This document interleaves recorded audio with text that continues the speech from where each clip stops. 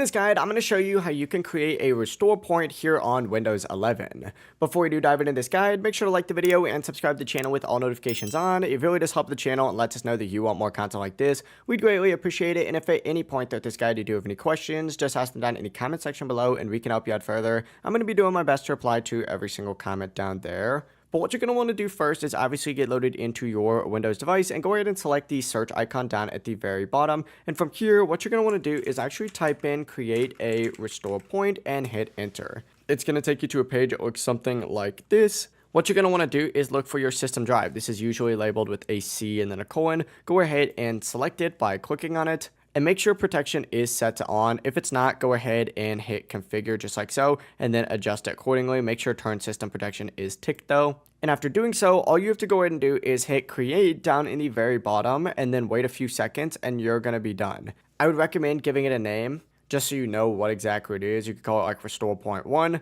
But overall, it really is as simple as that. You're not going to have a restore point that you can go back to if something does go wrong. If you ever do need to restore, just click system restore. Hit next and select your restore point. If you guys do have any questions, just ask them down in the comment section below and we can help you out further. I'm going to be doing my best to reply to every single comment down there. Before you do leave this guide though, make sure to like the video and subscribe to the channel with all notifications on. It really does help the channel and lets us know that you want more content. We'd greatly appreciate it. Have a great rest of your day though.